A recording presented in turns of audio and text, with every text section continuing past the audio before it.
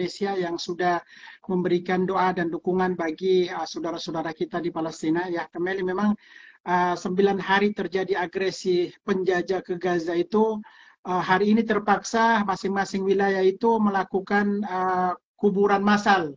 Ya Allah. Kuburan massal karena saking banyaknya korban atau jenazah sehingga tidak bisa dibawa ke masing-masing kuburan. Dengan demikian itu pemerintah di Gaza melakukan atau memberlakukan kuburan massal di masing-masing di masing-masing wilayah. Jadi bukan lagi di perbatasan atau di kuburan umum, karena pada saat meninggal terus dibawa ke pemakaman itu dibom lagi oleh pihak penjajah.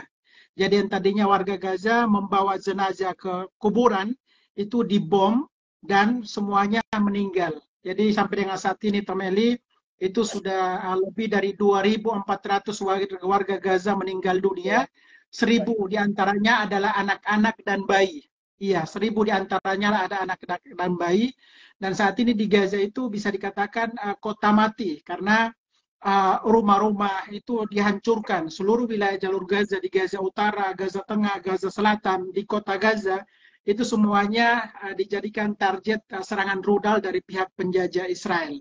Dan sampai dengan saat ini, alhamdulillah saya sendiri mendapat penerang. Itu kebetulan di tempat saya ada surya panel, tidak menggunakan listrik. Nah, sedangkan warga Gaza lainnya itu mereka tidak mendapatkan listrik karena sudah diputus oleh pihak Israel.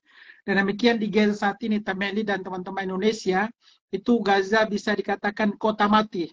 Kota mati, gedung reruntuhan hancur, asap, terus juga sampai dengan saat ini masih banyak dari warga atau masih banyak yang meninggal itu masih tertimbun di bawah reruntuhan. Sudah 8-9 hari masih tertimbun di bawah reruntuhan. Itu ada yang satu keluarga masih tertimbun di bawah reruntuhan, ada yang sudah bisa ditarik, akan tetapi diangkat itu sudah putus antara kaki dengan kepalanya karena sudah busuk, sudah 9 hari. Iya, sudah 9 hari. Dan demikian sampai dengan saat ini Gaza tidak ada makanan 9 hari. Gaza tidak ada air minum 9 hari. Nah, di rumah Bang Onim pun dari kemarin sudah tidak ada makanan. Iya, sudah tidak ada makanan. Kami makan tomat dan juga roti yang sudah kami stok 10 hari tapi sudah keras dan keras dan sudah jemuran, sudah berjamur tapi untuk bisa bertahan hidup ya harus kami lakukan seperti ini. Jadi saya sendiri sudah 9 hari tidak ada air, belum bisa mandi. Anak-anak saya 9 hari belum bisa mandi. Itu Bang Onim. Bagaimana dengan keluarga kita di sana yang anak yatim, terus juga kaum duafa, para wanita, itu banyak sekali warga Gaza yang tidur itu di pinggir jalan, seperti yang teman-teman lihat di Instagram atau di media sosial lain. Itu mereka keluar hanya dengan membawa pakaian di badan dan tidur di emperan toko, tidur di pinggiran jalan. Sudah 9 hari. Coba kita bayangkan, mereka tidur tanpa beralas tikar, tanpa ada makanan. Bagaimana mereka mau buang air atau mau ambil air wudhu, itu kejadiannya saat ini paling parah, peperangan paling parah selama sejarah Palestina lebih dari 76 tahun. Bahkan jika kita berhayal tentang situasi di Gaza, itu tidak ada yang pernah memerankan seperti di film-film peperangan, tidak ada seperti itu. Karena saya sendiri, Temeli, teman-teman Indonesia sudah 12 tahun, baru pertama kali ini melihat agresi yang paling dahsyat, yang paling brutal. Ini lebih dari yang waktu tahun 2021 ya Bang ya? Kan 2021 kan pernah kan kayak begini juga, ini lebih dari 2021 ya Bang ya? Ini lebih parah dari 2021 dan lebih sadis daripada peperangan yang terjadi di Afghanistan 1 tahun. Ini kan baru 8-9 hari.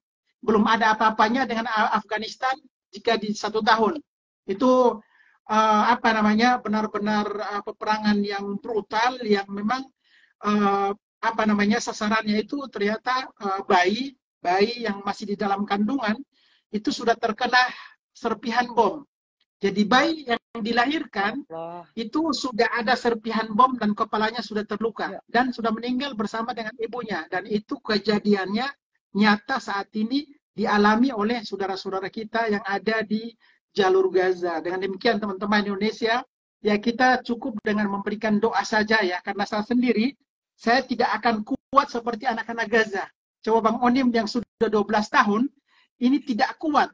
Bagaimana dengan anak-anak Gaza di sana yang mereka melihat ayah dan ibunya telah meninggal dunia, ibu kehilangan suaminya, seorang istri kehilangan suaminya, seorang bapak kehilangan anak-anaknya. Bahkan ada satu bayi yang usianya itu 1 tahun, kehilangan ayah, ibu, kakaknya, hanya bayi satu yang selamat.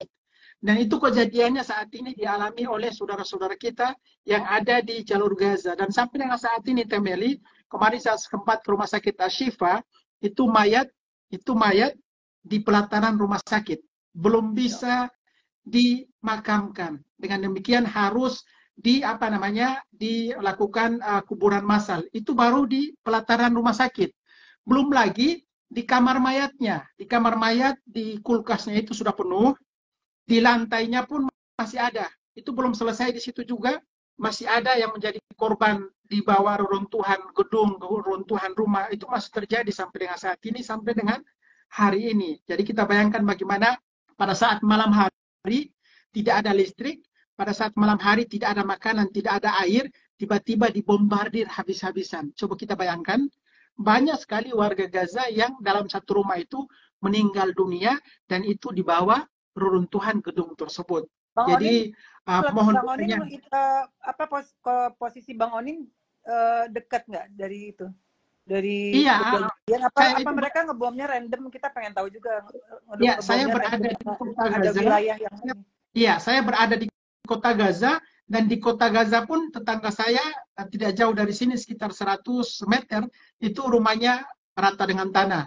Coba kita bayangkan, dekat rumah saya juga ada masjid rata dengan tanah. Jadi seluruh wilayah Gaza dijadikan target. Jadi di Gaza Utara. Kalau Bang Onim adanya di kota Gaza, juga semuanya dijadikan target oleh pihak penjajah. Di Gaza Selatan juga sama. Jadi kalau contohnya kita keluar menggunakan kendaraan, itu langsung dibom oleh pihak penjajah.